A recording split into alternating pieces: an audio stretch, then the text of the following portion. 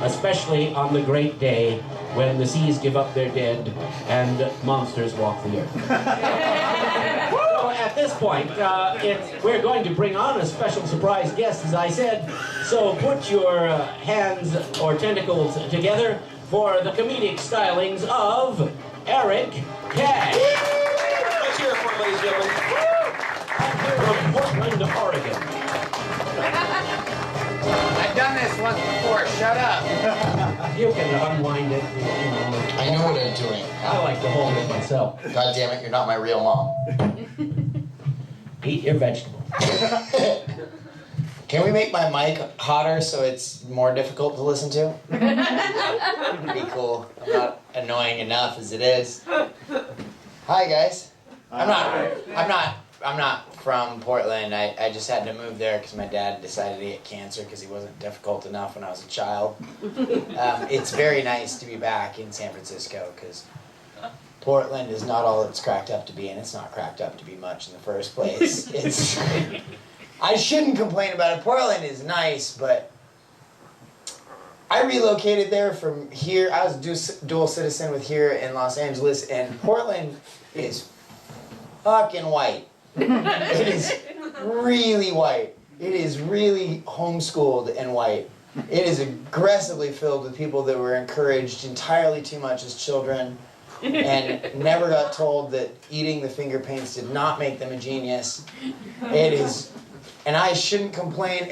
I like it for a little while, but it makes you snap. Like, I like it for 20 days, and on day 21 is when I just pop, and I'm like, fuck, I need East LA now. I need chola girls with razor blades shoved in their hair, and the word cunt tattooed across their throat in Old English, and a fucking taco truck that's just serving dog meat. Like, I just, you know, like, it's so safe and white. It's like a human habitrail. It's just filled with fuzzy little pale creatures scurrying from pile of food to pile of food safely. Well, maybe for them, you're the monster, right? That's the thing, is like, like here, I'm just whatever, and in Portland, I'm the dangerous one. Like, suddenly, like, I'm the scary guy, because everybody there, they're spirit animals, Napoleon Dynamite. It's awful.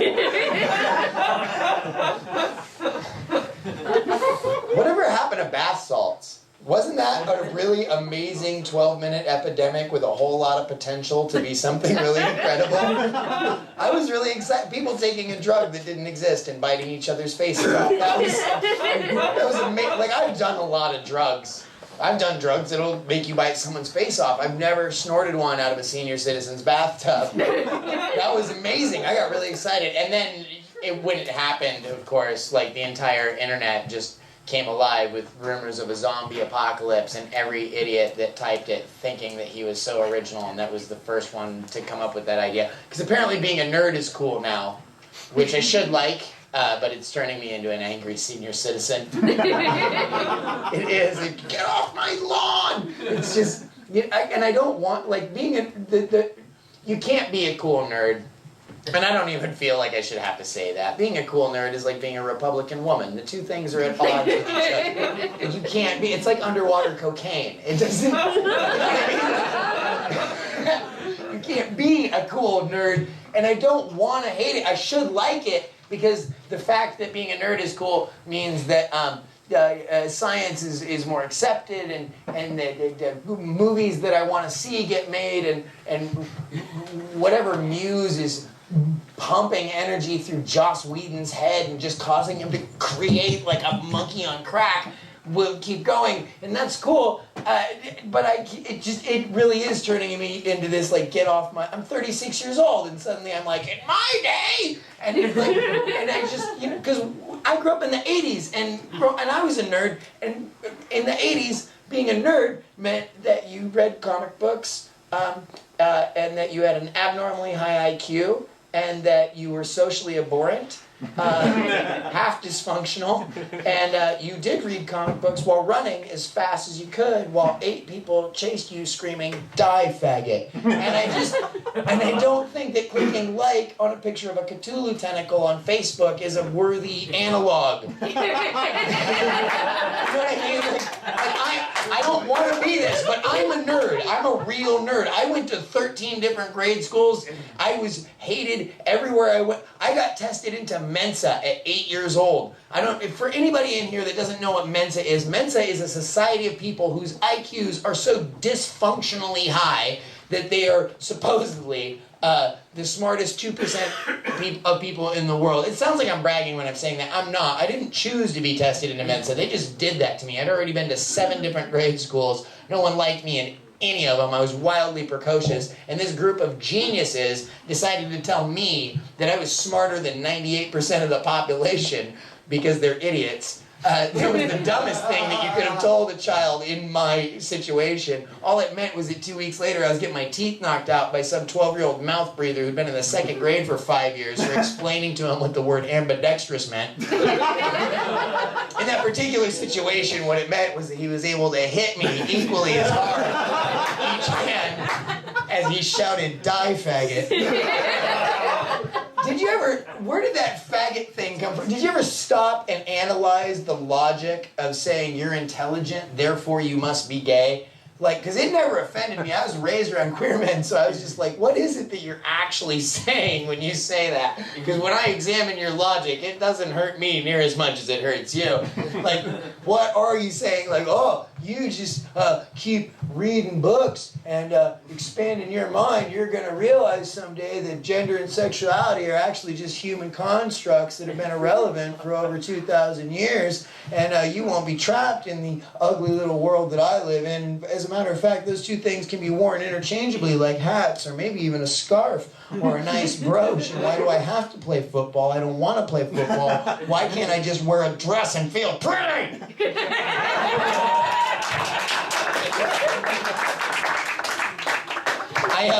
I do a lot of drugs. I don't do a lot of drugs because I want to do a lot of drugs. I just do a lot of drugs because my friends do a lot of drugs and I don't want to be rude. It's very like when in Rome, you know, like when in Rome, drink as the Romans do, and when the police show up, set your pants on fire and sing "Goo Goo Doo Doo," you know, like it's very.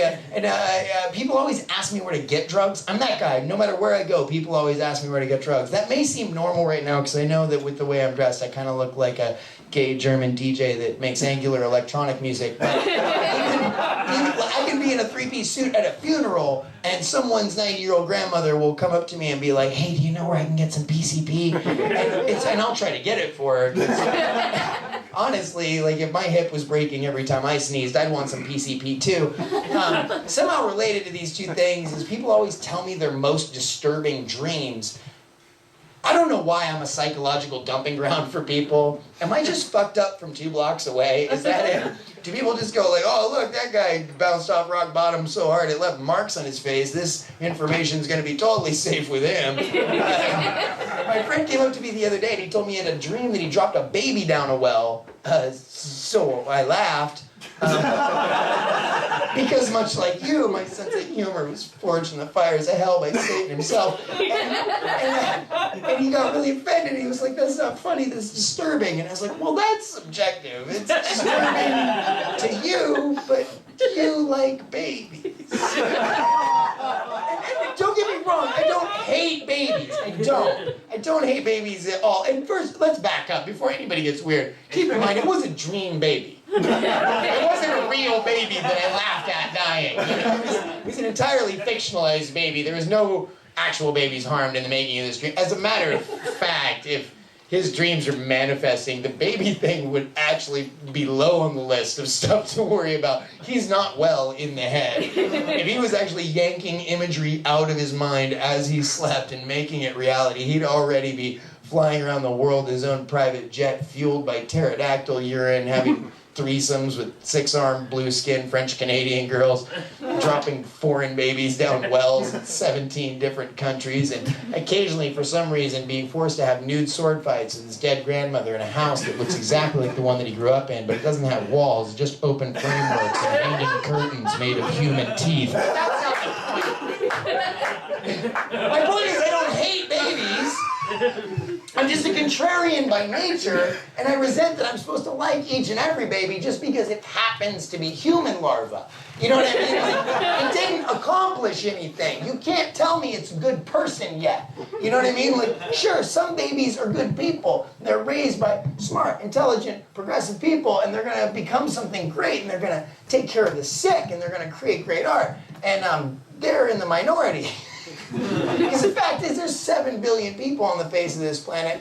6.5 of them are awful. They have to come from somewhere. Like, you can't tell me that every baby is good. Like, some of these little glassy-eyed things are just a future Hitler. You know what I mean? Like, they're just awful people already. They're just punching other babies in the face and crawling around nurseries, unplugging incubators with jaundiced babies inside. And they're insider trading. Whatever they're doing, I don't know.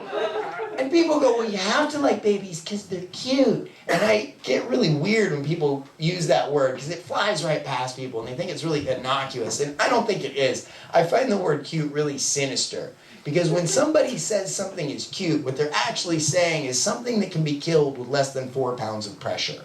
That's what the word cute means. You know what I mean? Pit bulls are beautiful animals. No one ever calls one cute. Do you know why? Because that's why. It's they can fucking kill you. What the word cute means is it presents no threat to me whatsoever and I can master its reality in seconds. That's what the word cute means. You know, like people are just like, oh, look, it's so cute with its tiny, flickering, fluttering little fragile flicker of life that is just barely showing in its little beating chest.